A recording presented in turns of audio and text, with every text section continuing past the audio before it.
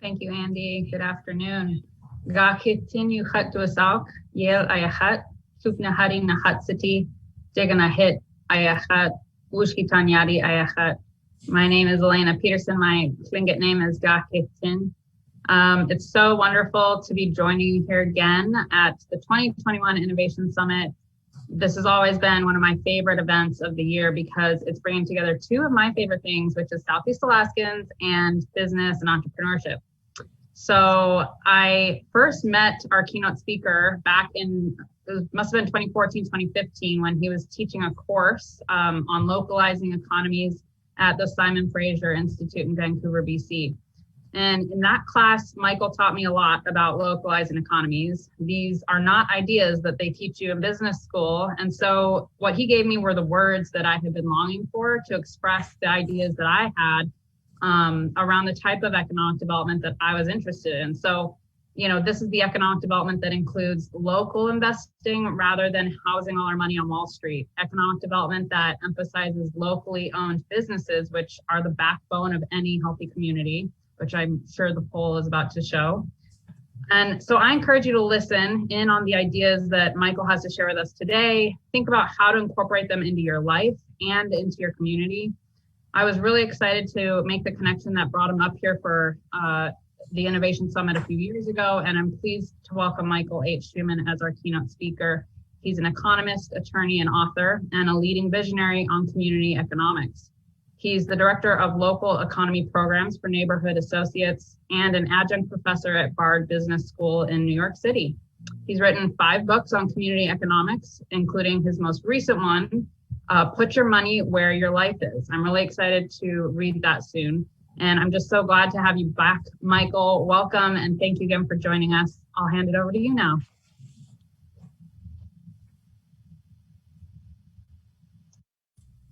Thank you very much, Alana. I really appreciate the kind introduction, and I appreciate coming back to Juneau to talk again. I only wish it could be alive and in person. And the last time I was with you was 2016, and I felt like I was introducing a lot of the concepts of local economy then.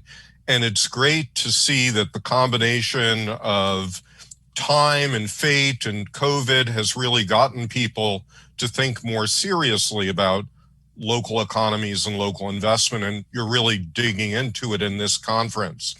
I'm going to share my screen right now so I can share slides, and hopefully, there we go. So I've titled this talk the same as the title of my book, Put Your Money Where Your Life Is, because I regard the choice that we make about where to put our money as essential for stimulating our economy. Now, the need for stimulus is absolutely clear. We have seen across the country, no matter where you live, the unbelievable impact of COVID-19, not only in wiping out more than 500,000 Americans, but on the verge of wiping out as many as a third of small businesses. We won't know for a while what the damage is, but I think all of us are realizing how much we depended on these local businesses. But even in the early stages of the pandemic, I was trying to find silver linings. And I wrote a blog piece somewhere around a year ago that was called "The Glass is at least 1% Full." And what I was noticing was we are starting to think about how to reorganize our lives around home-based businesses, which means we're integrating our work and our home lives. We were lowering our carbon footprints in doing so.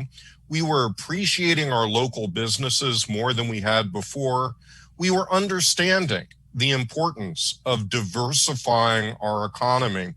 And I thought that all of those things actually augured well for small towns and isolated areas like Alaska.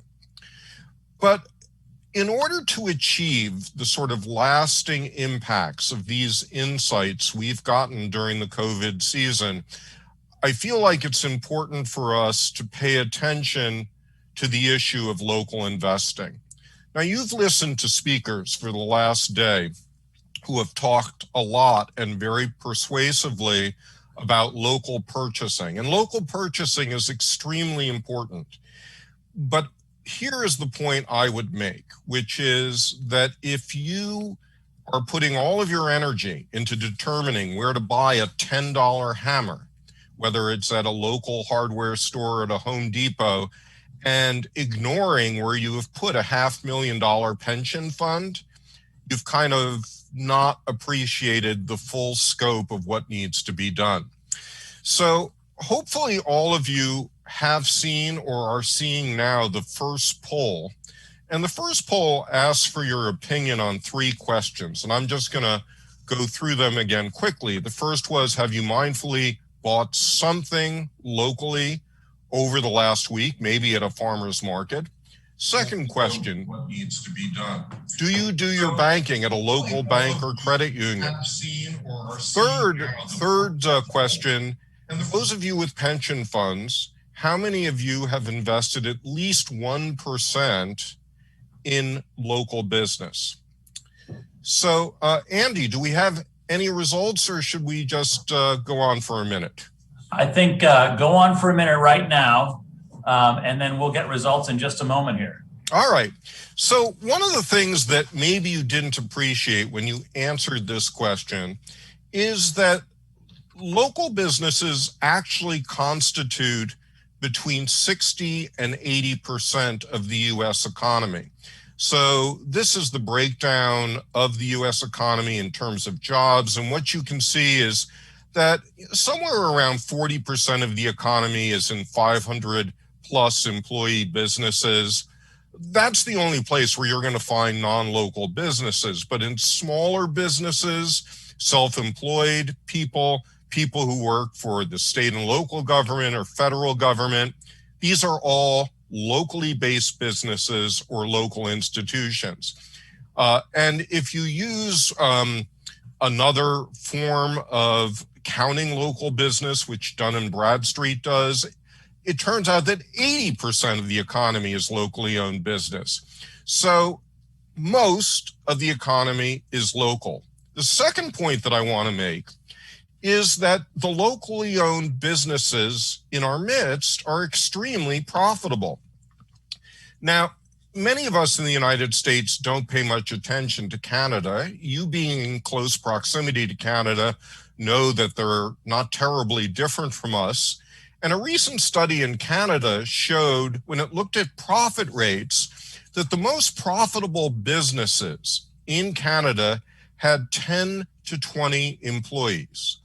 The least profitable businesses were those traded on the Toronto Stock Exchange. So my guess is that surely all of you are investing in locally owned business. So Andy, what did we find out from the poll? And you are muted. There. I was just muted for a moment, but we found out that 85% of respondents said yes and 15% said no. Yes to the first question. Yes. And what about the second and third parts of the question? Well, I haven't found that out yet. I will find that out next. Our administrators are lagging as well. Sorry. All right. So maybe I should do some juggling here while we do this. I'm a bad singer, so that would not be useful. I would scare you all away. But I will tell you that one reason why you might be interested in investing in local banks and credit unions is that we have evidence that for every dollar put on deposit in a local bank or credit union, it is 3 times more likely to wind up being loaned to a local business. 3 times more likely than a dollar put on deposit at, say, Bank of America, PNC, or one of many other global banks. So what did we find out about that question, Andy? We found out 70% said yes and 30% said no. Okay, so that's really good. 70% is a higher than average number. So the last question was, since now you know that most of your economy is local business and these businesses are highly profitable, surely you folks are investing in overwhelming numbers in locally owned business with your pension funds if you have some. What do we find there? There, we're looking at 22% yes and 78% no. Okay, so 22% is actually a pretty high number, and I'm impressed by that number. But the fact is that here you are at a conference focused on nurturing businesses, local businesses in Alaska. And yet almost all of you, roughly 80% of you, are systematically over-investing in Fortune 500 companies and under-investing, or frankly not investing at all, in locally owned businesses. And this is a fundamental problem. And until we fix this problem, our economies are going to remain in peril. Now, the reason this happens to do with law. That back in the 1930s and 40s, we created a system of securities law that in a way created what you might call investor apartheid. If you're this guy, the Gordon Geckos of the world, in the top couple of percentage points of income and wealth, you are allowed to invest in anything, anytime, no questions asked. If you're a grassroots investor, which I, for example, am, and I'm sure most of you are, you cannot put a penny in a locally owned business historically unless that business did $15,000, $20,000, $25,000 of legal work. And that legal work would amount to a thick booklet of legal disclosures, often written in 8-point font, all capitalized letters. No human being has ever been observed to read these booklets, and yet this is what was required for that investment transaction to proceed. So no wonder it was so rare. The good news is that if we could fix this investment gap, this capital market failure, there could be a movement of tens of trillions of dollars from Wall Street to Main Street. The total amount of money that Americans have in long-term savings is about $56 trillion right now. That's in stocks, bonds, mutual funds, pension funds, and insurance funds. And if you could move 60% of that money that belongs in Main Street rather than on Wall Street, that would be $40+ trillion. It works out to more than $100,000 per capita. So take wherever you live, take the population, multiply by $100,000, and that's what an attentive campaign around local investment can deliver in terms of economic stimulus. Honestly, it makes the CARES Act look like a tiny fly compared to what we could do with our own capital. Now, honestly, we don't have to do perfection, because just the movement of a little bit of money into local business can make a huge difference. This is a study I did with two other people in 2010 called the 25% Shift. And we studied metropolitan Cleveland, and we asked, what would be the impact if metropolitan Cleveland was able to shift 25% in the direction of local food? And we found that this would create 27,000 new jobs, paying almost $900 million and generating $126 million in new state and local taxes. Now, it would require some investment in order to achieve this result. We calculated it would need to be nearly $750 million. Now that sounds like a lot of money, but $750 million was 1% of what Clevelanders have in their bank accounts, and 1/4% of what Clevelanders have in their pension funds. So the point is that even if you make a very small commitment of, say, 0.5% or 1% of your pension savings into local business, you will be a major economic development force in Alaska. Some of you may remember this guy. He was the president before, 2 presidents before. And in 2012, President Obama signed something called the Jobs Act. I took this picture from my iPhone. It was the first and only time I was invited to the Rose Garden because I was very active in promoting what became known as the Jobs Act. And the Jobs Act legalized investment crowdfunding, and it made it cheaper and easier for any grassroots American to invest as much as $2,200 per year into local businesses, and for a local business to raise as much as $1 million per year. Now that number has recently been changed, and we'll talk more about that soon. But in the meantime, it's worth pointing out that Alaska decided to get into the act too, because remember I said that Obama signed this into law in 2012. The Securities and Exchange Commission was supposed to come up with implementing regulations within 6 months. 4 years later, in 2016, they had failed to do so. So dozens of states, including the good people of Alaska, decided, you know what, we're going to pass our own crowdfunding bill. And so this is a newspaper headline from the Anchorage Daily News in 2017, says Sitka Brewery is first to sell shares under new Alaska crowdfunding law.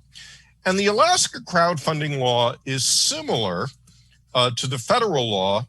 You can raise up to $1 million per year, except that a grassroots person can put not $2,200 per year in there, but can put $10,000 per year.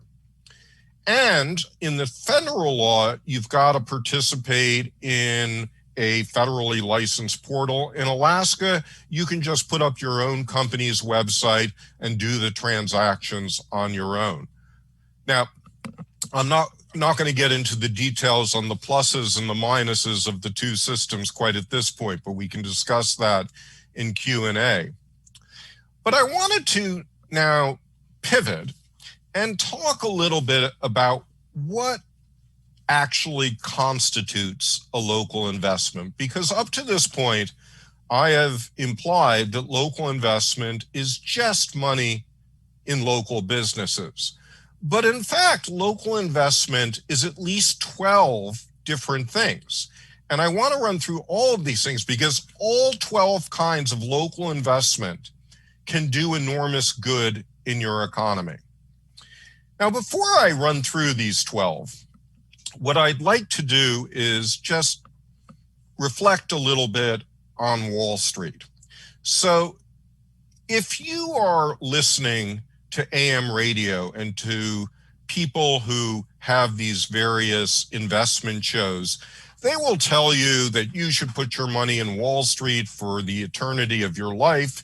And if you do so, you'll get 12% rate of return, 15%, sometimes they'll say 20%. These numbers are all made up and absolute nonsense.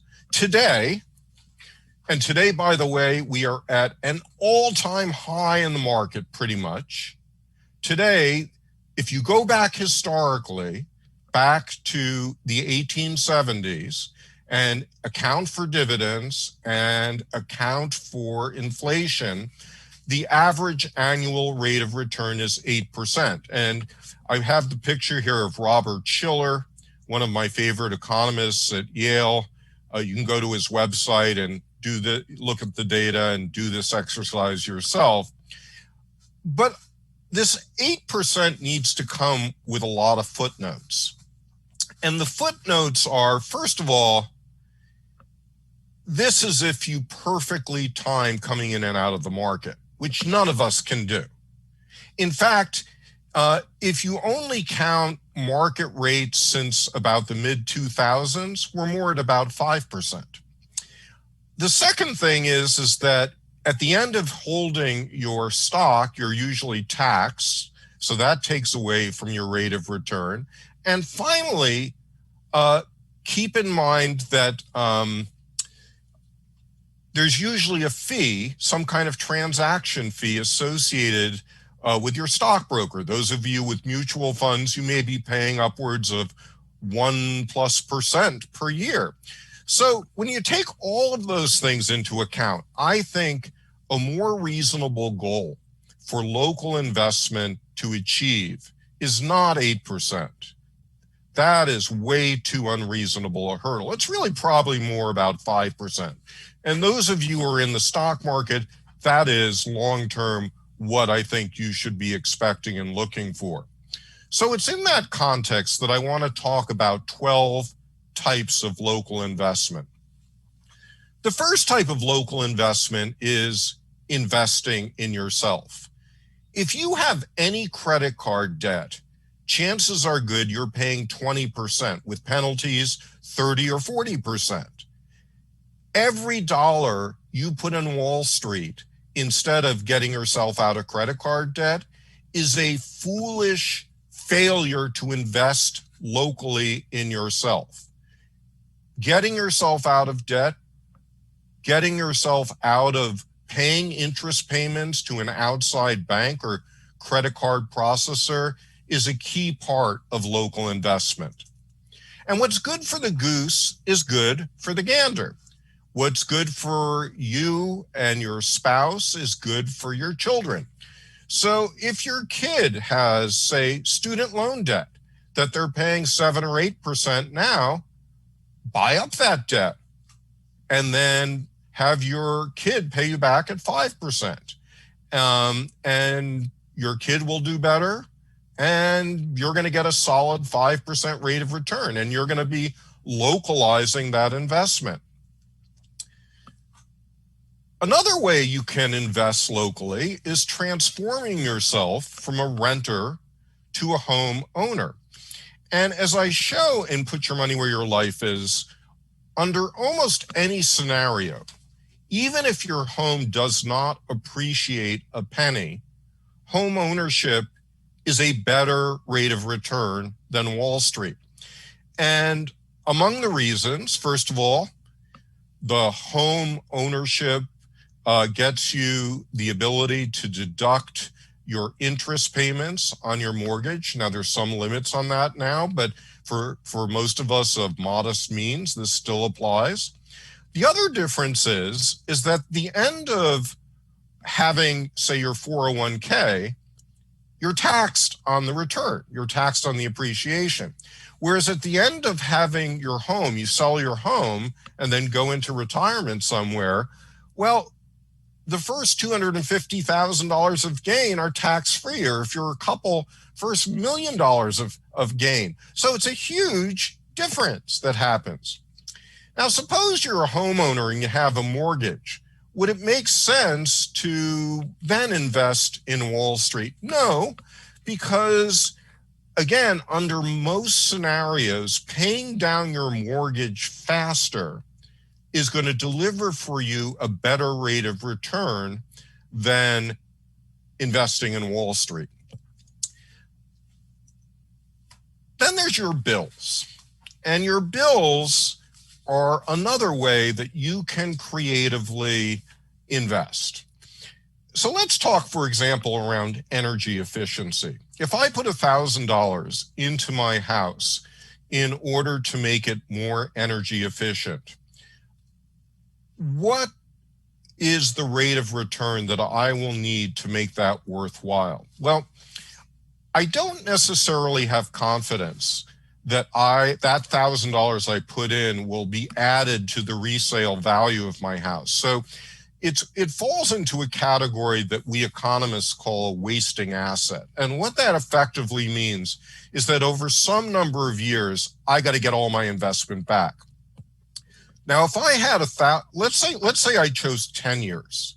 10 years is when I need to make all of my money back from my investment in energy efficiency. So if I had $1,000 and thought about, okay, the comparison is I'll put it in Wall Street, 5% per year, rate of return compounded, it works out to about $1,600. So I need to get back $1,600 in energy efficiency over 10 years. That works out to $160 per year.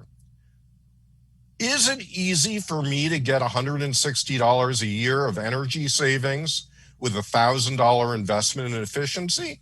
You bet it is. In fact, most energy efficiency investments deliver rates of return of 20 to 30%, and some even more. But you could take this logic around a number of different things. I could justify putting $1,000 into a local greenhouse if it would generate for me $160 worth of fruits and vegetables each year, which I say, no problem. You could put $1,000 into a bicycle if you avoided $160 of gasoline costs per year. Chances are good you might avoid that in a month. You could put $1,000 into a world-class espresso machine. And if you avoided one Starbucks coffee per week as a result of that, you would be clearing the Wall Street rate of return. Or you could put $1,000 into your own education if you thought it would raise your salary $160 a year. And this is why Warren Buffett, the scion of Nebraska, has said that he believes that the best investment anyone can make is in their own education. Now, I'll just pause here and say, a lot of people say, oh, Shuman, you're just talking about expenses and the way that people manage their finances. That has nothing to do with investment. No, it all comes from the same pocket. And we have to be mindful of all these things when we're paying attention to where our money goes. So, number 6 is your co-op. Many of you are members of some kind of co-op or another, an electricity co-op or a supermarket co-op or a co-op bank, which is a credit union. And oftentimes a co-op will be in the market to build something. So, for example, the Weaver Street Market in Research Triangle, North Carolina, great co-op, close to 20,000 members. They needed to build a new store. They needed $1 million to build the store. They were able to borrow that money from their members, and they paid their members not the 5% that the members would get on Wall Street, but 6 to 8%. And very often a co-op will pay you a superior rate in order to have the service of your money. Then we have local businesses. So this is what we started out talking about. This is a picture from the Quimper Mercantile in Port Townsend, Washington. And Port Townsend, we'll talk more about it a little bit later, but Port Townsend is a town of about 10,000 people north of Seattle, a really beautiful, beautiful part of the world. They did not have a place where they could buy socks and underwear, and they didn't want to invite a Walmart to come in. So they decided they were going to build their own mercantile. And now this is before the Jobs Act was passed, so they did have to spend some resources on the legal documents in order to do what's called a direct public offering. And then they sold the securities like Girl Scout cookies door to door and got hundreds of people in Port Townsend to become investors. And flash forward, this mercantile has been profitable every year since the year it was established. And what it underscores is that when people are invested in a business, they're not just investors, they're also going to be great consumers. And they're also going to be great evangelists for others to be consumers in that business. Now, flash forward, we have crowdfunding, investment crowdfunding. I want to clarify, we're not talking about donation crowdfunding. There are now 70 plus federally licensed portals like WeFunder that facilitate national crowdfunding issuances. And here are some interesting statistics. So as of this past summer, 700,000 Americans, since investment crowdfunding was legalized nationally in 2016, 700,000 Americans have invested over $500 million into several thousand businesses. The average business has raised close to $300,000. The average investor has put in close to $800. The most successful entrepreneurs have been women and people of color. That is, those entrepreneurs that the conventional marketplace has overlooked historically. Now, crowdfunding is not only available for for-profits, crowdfunding can also be available for nonprofits because nonprofits can issue debt notes. So, for example, on WeFunder, you could find a listing for Bellwether Housing, a Seattle nonprofit building 750 affordable homes. And in fact, when you think just locally, you can have a conversation with your favorite nonprofit, whether it's a church or it's a Kiwanis or it's some other cause-related nonprofit, and you'll soon discover that that nonprofit, if it doesn't own its building, is spending, I don't know, 25, 30, 40% of its budget on the building, on the rental, and getting a whole group of people in that nonprofit to buy the building collectively for the nonprofit, and you hold it as an asset, is a great way of improving the prospects of a nonprofit succeeding and using all of the money donated for operations rather than for its rent. One of the trends that we've seen in investment crowdfunding is a movement from business investment to real estate investment. And one reason is risk. People understand that with business investment, that business could go completely belly up, but the chance of a piece of property disappearing from the map and going to zero in its value is much lower. And if you're interested in seeing what crowdfunding around wonderful real estate projects look like, I encourage you to look at a website called Small Change. It says Build Better Cities. But if you have a real estate project and you're interested in crowdfunding around it, this might be the site for you to go to.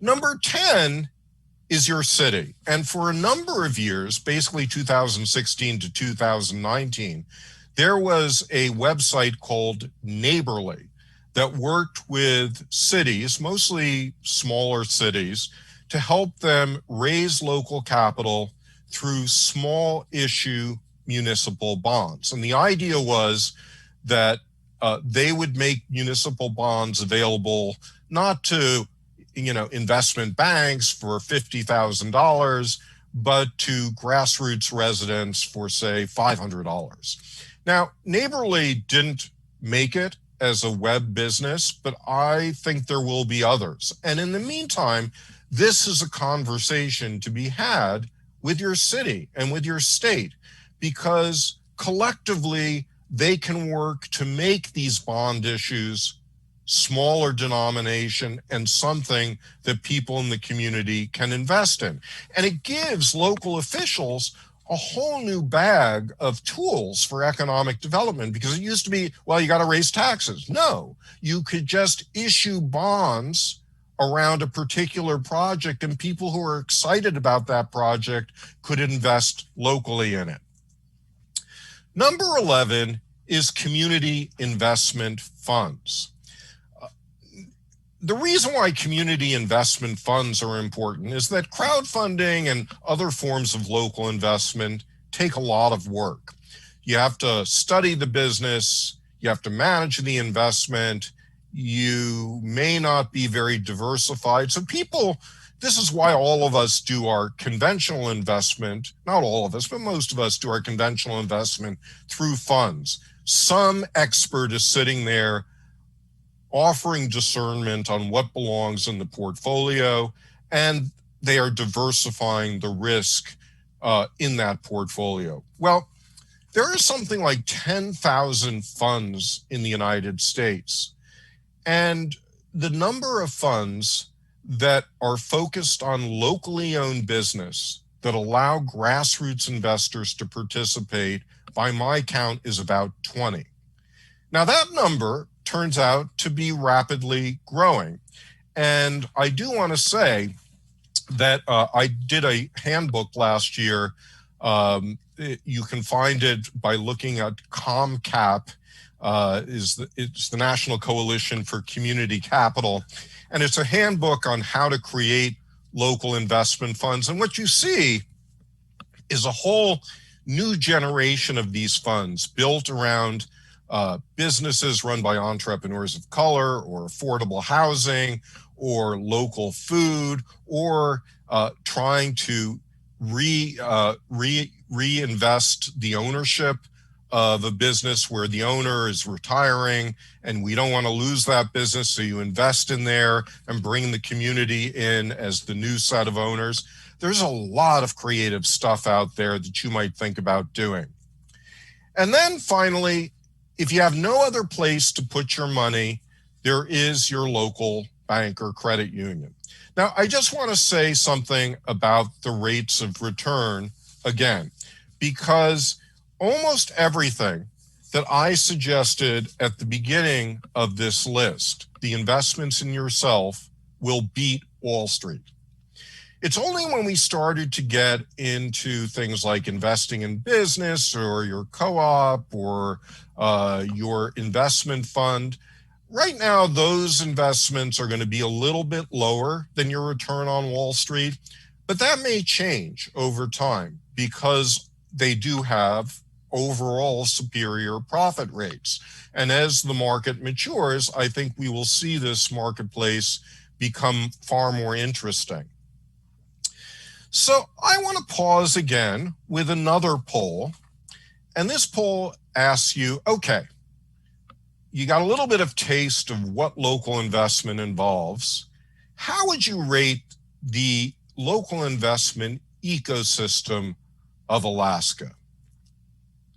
And I'm going to allow you to answer that question, and then I'm going to say a few things about the local ecosystem and before I turn to Andy for your results.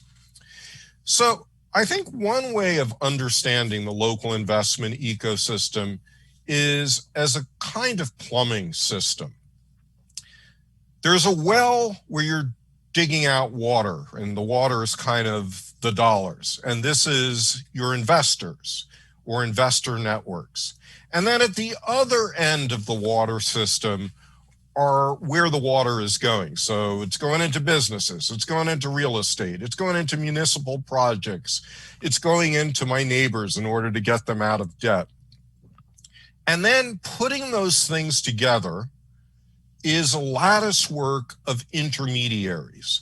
And these intermediaries are everything from a local stock market to a place where the businesses and the investors come together.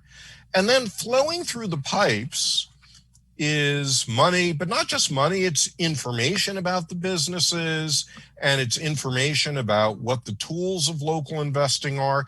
And then this entire ecosystem exists in a universe of law and policy. So if we want to expand the local investment ecosystem, we need to be attentive to all these points. And I'm going to give you some ideas about each in a moment. But let me pause now and ask Andy what you think about your local investment ecosystem. Well, the votes are still coming in. We've got 52 people vote so far, and 44% people are in the so-so category. So I would say that almost half the people are in the so-so category, and it's split out from there. Another 25% are weak, 23% unsure, and 8%, only 8% saying strong local investment. Okay. So here's just one observation I would have, that based on the previous poll, if 20% of you are really investing in local business, some percentage points of your pension funds, that's above the norm. And that's great. And 70% of you investing, doing your banking at a local bank or credit union, that's great too.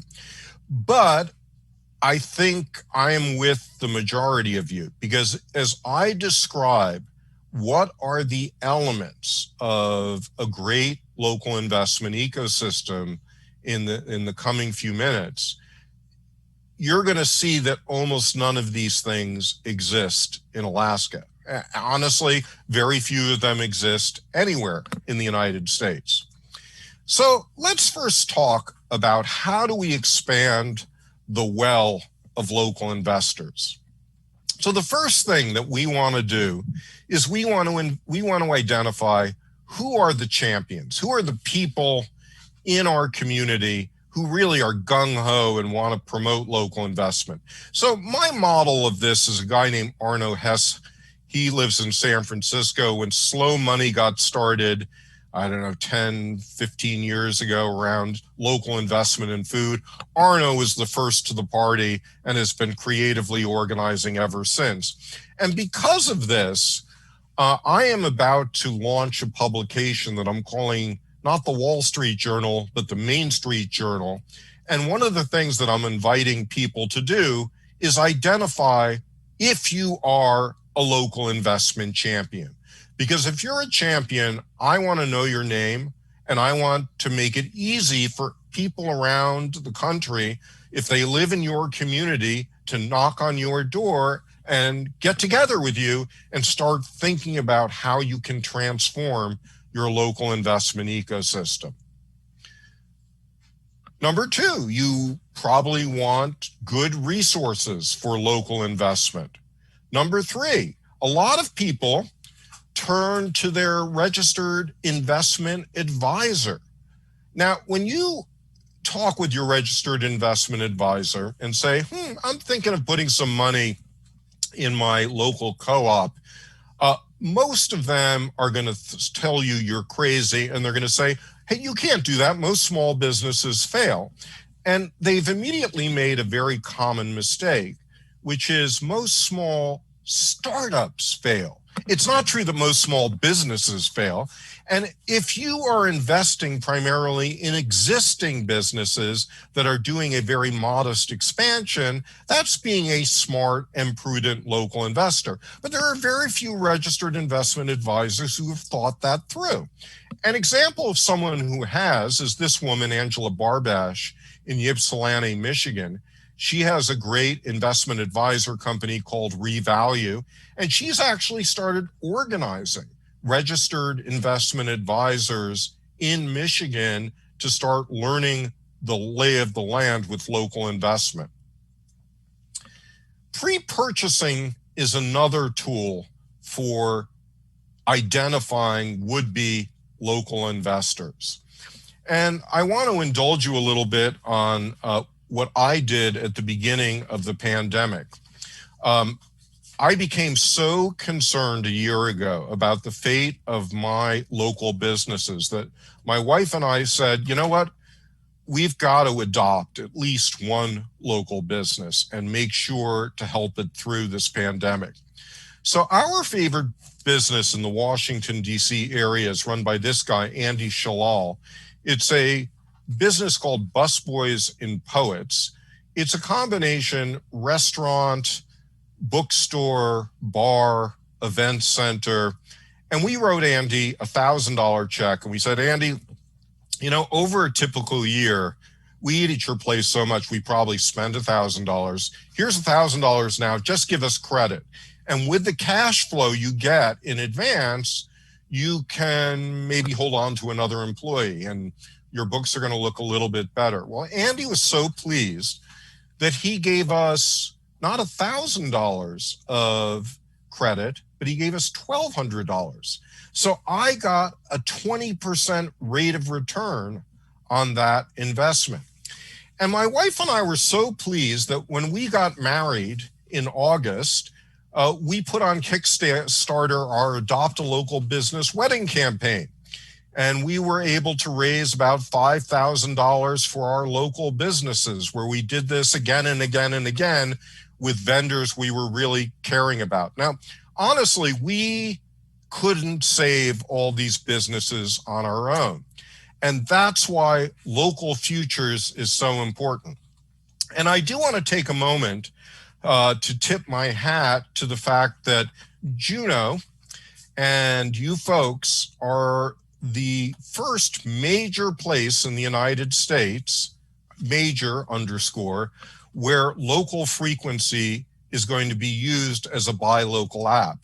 And our friends at Local Frequency at Protegra, who I know you're going to be hearing from in the conference, they've put up this other website called Local Futures that Durango, Colorado has been playing around with as a way of doing this kind of pre-purchasing en masse so that we can, as a group, support our restaurants and retailers that have been weakened by the pandemic through advanced pre-purchasing.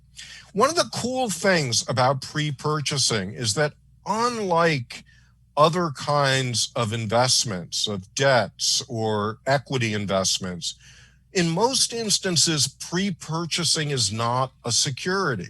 So this is not a highly regulated space. But here's what I can guarantee you. The people in Alaska who stepped forward to write checks like I did with Andy Shalal, who write checks to pre-purchase in your restaurants and retailers, those are your most promising local investors. So this is a very powerful tool for identifying your local investment community. Now, what about the demand side of the equation? And this is really where a lot of the traditional things that Brian and his colleagues in Juno are working on. How do you make businesses investment ready? And it's everything from technical assistance, mentors, incubators, accelerators, peer groups around sectors like bringing restaurateurs together to support one another. It's also, I think, commissioning leakage analysis. And this, when I do economic development for communities, I do a lot of very specific analysis of what is available from the economy if you were able to get more people to buy more things locally. So this was an analysis, for example, that I did for a Native American reservation in northern Montana called Fort Belknap. And we did a calculation that for every dollar that comes into the Fort Belknap reservation, 70 cents leaks out immediately. So the economic development imperative was how could we localize more of that money? So we used a computer model and said, what if people in the Fort Belknap region shifted 10% of their spending from non-local business to local business? And we found this would create about 500 new jobs, and not in unfamiliar exotic sectors and things like local food or local finance or professional services. But this kind of analysis is imperative in identifying what is the likelihood of various kinds of businesses you might nurture succeeding based on local demand. What about actions to build the pipes to bring local businesses and investors together? Well, let's go back to Port Townsend, that town north of Seattle. So in Port Townsend, they have something called LION. LION stands for the Local Investment Opportunity Network. And it was set up in 2007 and basically was a potluck dinner. And invited to the potluck dinner were local investors and local businesses, and they got to know one another. And through those relationships, this 10,000 person town was able to generate each year since 2007 about $800,000 of local investment. So I want you again to do a little calculation. Take your region, divide by 10,000, and say you were talking about 100,000 people in an area. Well, you should be able to get $10 million a year just through basic relationships being formed in something like a LION, which costs almost nothing. Now, it turns out that if you do a LION online, historically, the SEC and the Alaskan securities officials would be apoplectic because in their view, conversations between businesses and investors before that business has ever issued formally a security is general solicitation. Apparently, our securities regulation don't know the difference between solicitation and a conversation. The good news is they finally have understood the difference. And as of the first week of November of last year, the SEC has declared that an online meeting space with appropriate disclaimers can now facilitate conversations between investors and businesses. This is a huge game changer. Now, you're going to still have to work on the securities folks in Alaska to accept this. I'm working on my folks in Maryland, but I think it can and will be done. Another thing you might do is put up a very simple website listing all the companies in your area that are currently involved in investment crowdfunding. So a colleague and I did this in Baltimore. I live pretty close to Baltimore, and it's called the Maryland Neighborhood Exchange. We had no money. In fact, we were so poor in setting up this website that my partner insisted that her high schooler put up the website. So it's a pretty mediocre website. But this mediocre website listing, at this point, we have about 40 businesses in Baltimore that are engaged in some form of crowdfunding. This pretty crummy website over the last year has generated $4 million of new transactions to 24 businesses in Baltimore. Just a website. You folks should put up a website tomorrow in Juneau that lists all of the companies that are currently crowdfunding so that anyone who is interested in local investment immediately knows where they can go. Community investment funds, and this is the handbook that I told you about called A How-To Guide for Building Local Wealth, Equity, and Justice. But a community investment fund is part of the piping because for people who don't have the time and the ability to evaluate local investments one by one, having a fund that does this work for you is really helpful. And the final piece of building the pipes is to have a trust company in your community that is able to either one, manage a self-directed IRA, or second, issue appropriate legal forms for your setting up for yourself a solo 401k.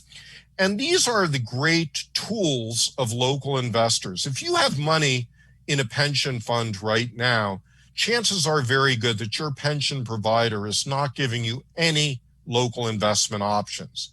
But by creating a self-directed IRA or a solo 401k, which you can do for a pretty modest fee, you can ultimately move that money out of the old tax-deferred account into the new tax-deferred account, and then you can become a local investor. That's really what much of my new book is all about. What about the water?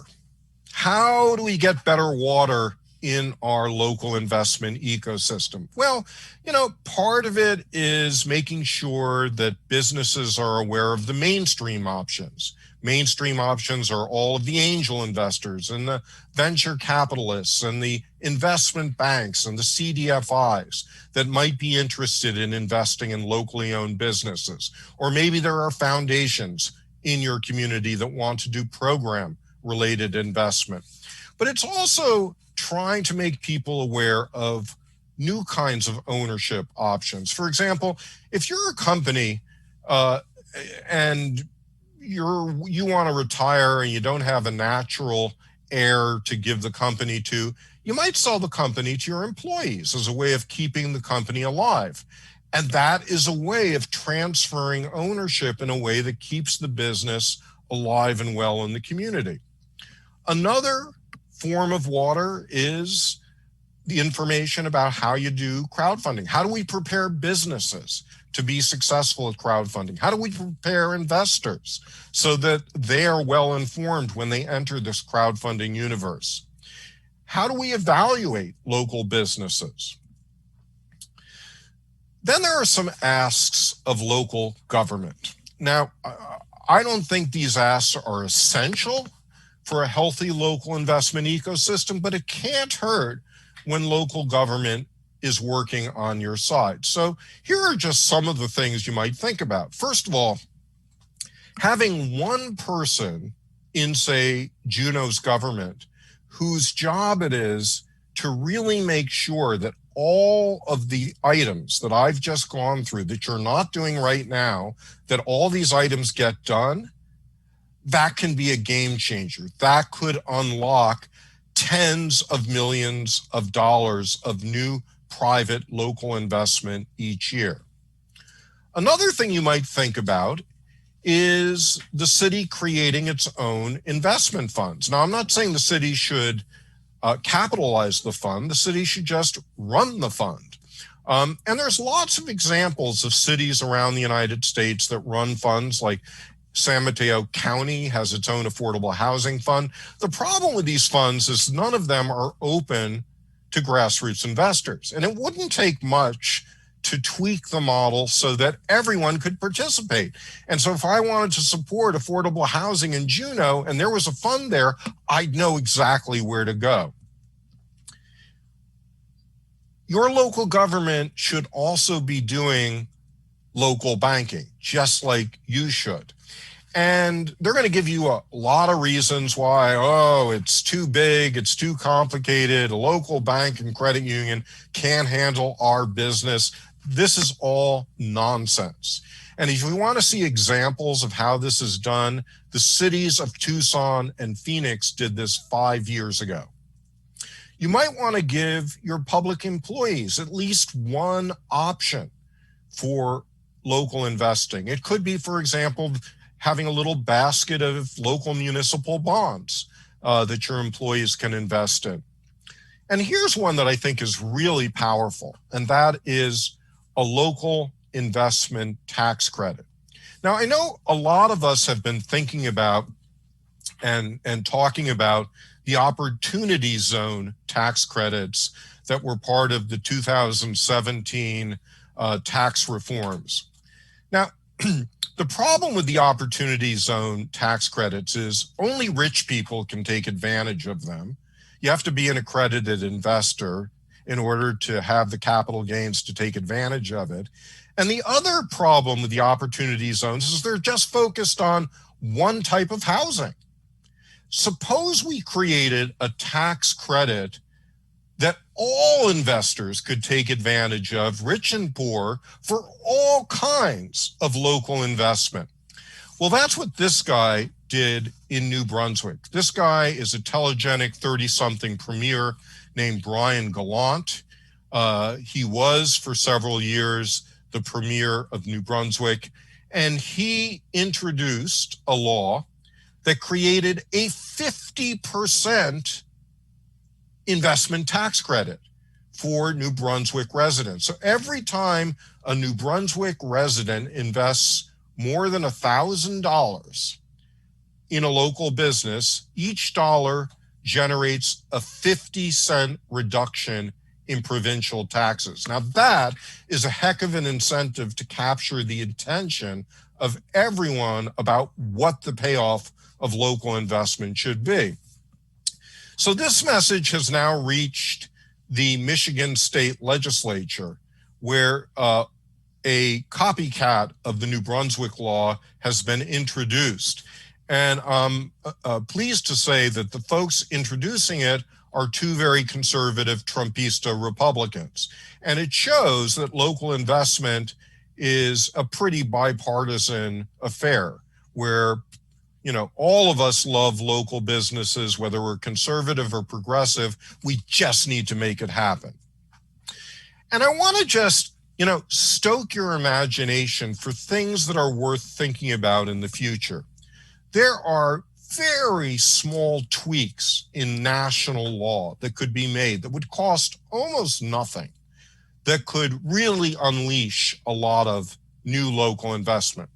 In Canada, they allow provinces to create models for local investment funds. And in 1998, the province of Nova Scotia allowed neighborhoods to create their own pension funds. This woman here, Linda Bess, runs a wonderful local investment fund called FarmWorks. It invests in local farms and local food businesses. There are 70 of these funds in Nova Scotia. If the United States had as many per capita, we would have 20,000. And a simple change in the National Investment Company Act would allow this to happen here. Or we might do what's allowed in the provinces of British Columbia and Alberta, which is to use co-ops as local investment structures.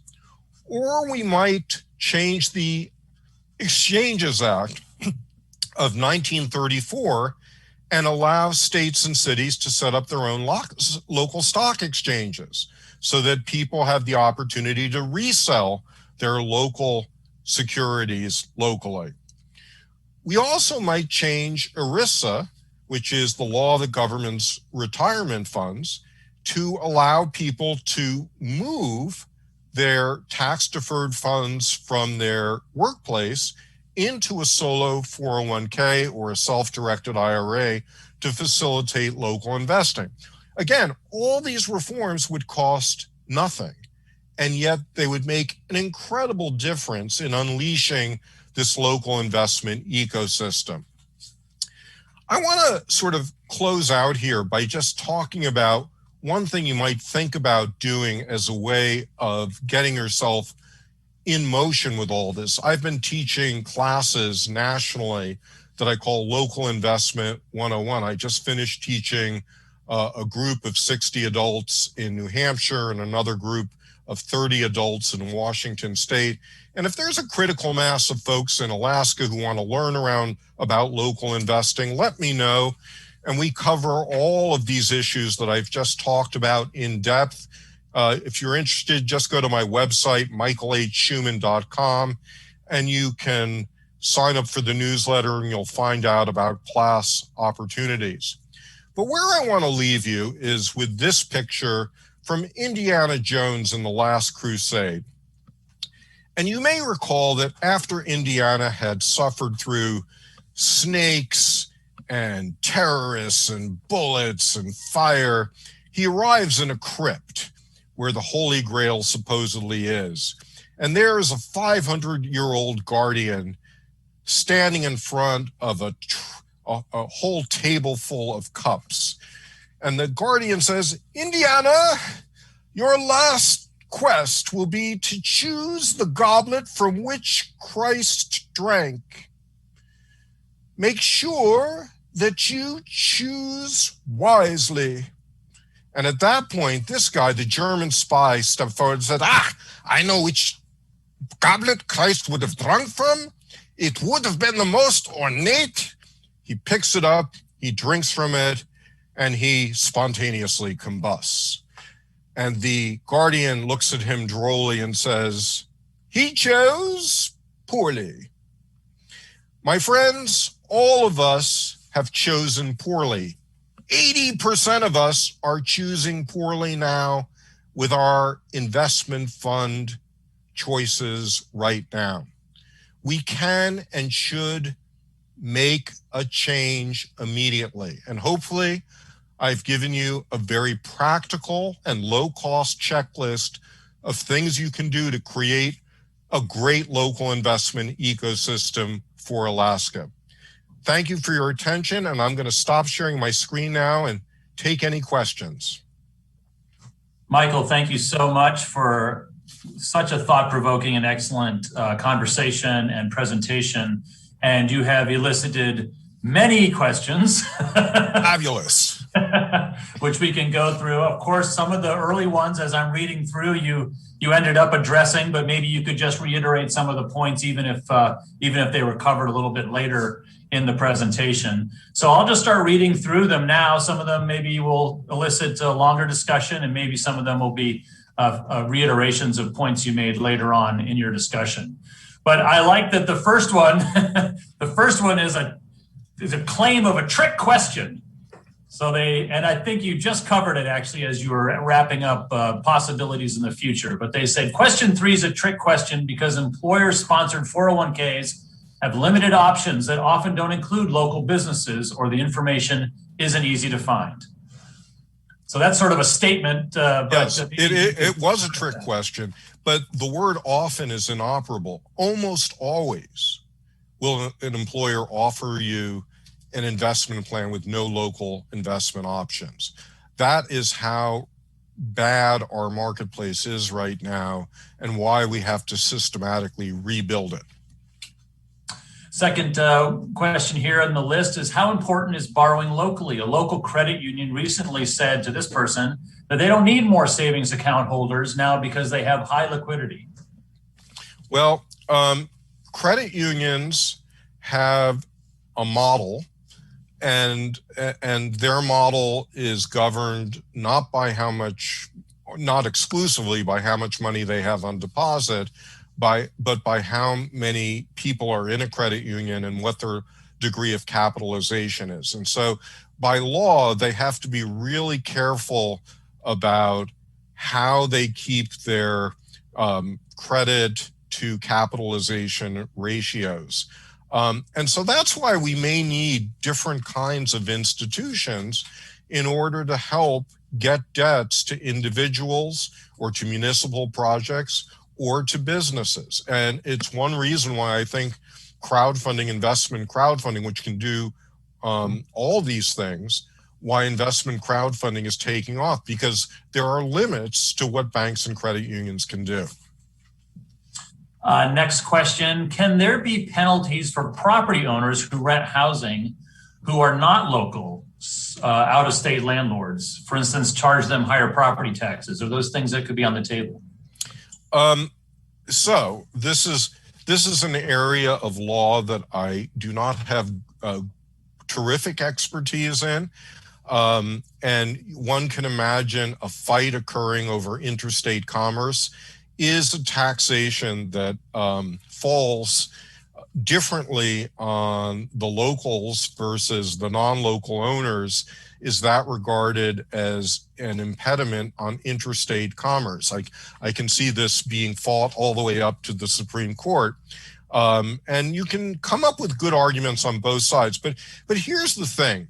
Whenever you want to do a law that puts some penalties on non-local owners or non-local bidders, say for public procurement, just do a study first to show rationally what the differential impact is and what kinds of burdens the non-local investors or the non-local purchasers put on your economy, and calibrate your taxes to equal just what that burden is. And that usually gives you some strength to defend your decision, your law in court. Next question. Thank you for that. Next question. I'm sort of trying to remember what part of the presentation this was. It refers to a specific comment you made, but it's asking, perhaps you meant chains when you're speaking of chains like Starbucks or other weekly expenses going to non-local businesses.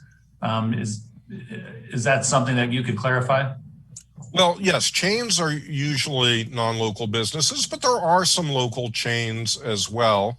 But I would say from an investment standpoint, you might be interested in investing in a local business that has one or two clones of itself locally, like a restaurant with 2 or 3 outlets or a co-op with 2 or 3 stores. But going beyond that, you're risking defeating all of the good benefits that come with local investment. And someone followed up with a comment, without their regulars, our friends and neighbor coffee shop owners will go out of business. That doesn't sound good for the local economy to me, I think, following up on your comment there. Let's see here. Also in the questions here of the list of specific of the list of types of investments, what was number 4? They just missed that, just after home ownership and before regular bills. Do you? Right. It was basically to pay down your mortgage faster. Okay. Are there local Alaskan examples and solutions to these points? Maybe that's a discussion that people who are listening can answer that question in a discussion group. Well, clearly there is so I sort of punted early on in trying to do a lot of comparison between the federal crowdfunding law and Alaska's crowdfunding law. And so one thing that changed is that the feds have increased the amount that any business or project can raise from $1 million to $5 million. So I think the Alaskan crowdfunding law is kind of obsolete. It was ahead of its time when it came out, and now it needs to be recalibrated to a higher level in order to be relevant. There is one other thing that the Alaska law needs as well, and that is the state needs to allow portals, that is websites, to come on that can mediate, just like federal portals do, the relationship between local businesses and local investors. And like most states, Alaska didn't think that one through when they passed the law. But I think, look, there's I'm sure you can find lots of examples of individuals who are lending to one another, of projects that are lending to one another, of nonprofits that are taking advantage of building projects. I did have that example of the first business to take advantage of the Alaskan crowdfunding law.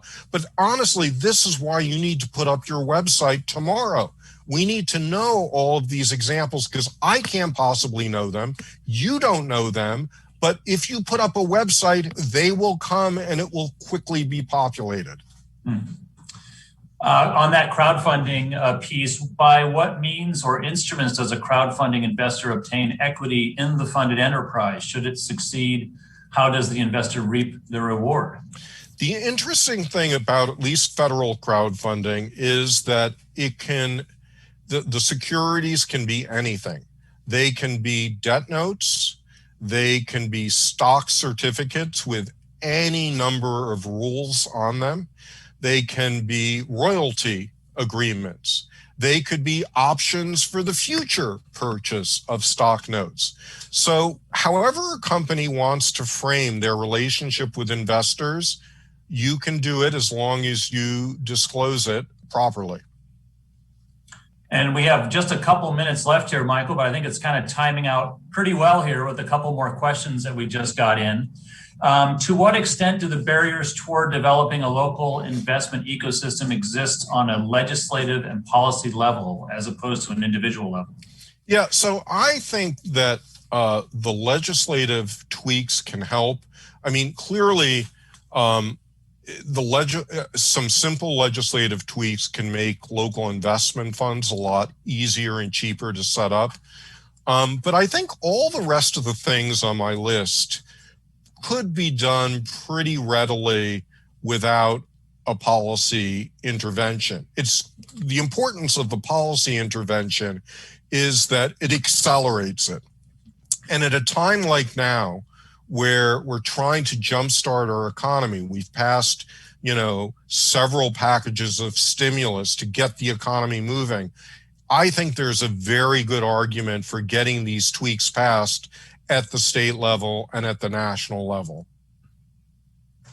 Well, we have a few more questions, Michael, but I think we're out of time. But I know that you will be here the rest of the day, and you'll also be here tomorrow, and be able to, if people can run into you in a networking room, they can maybe ask you those questions specifically. But thank you so much for all the great food for thought, all the great expertise that you have. We appreciate it very much, and feel very lucky to have you here with your expertise and with your presentation. Thank you again for it. My pleasure.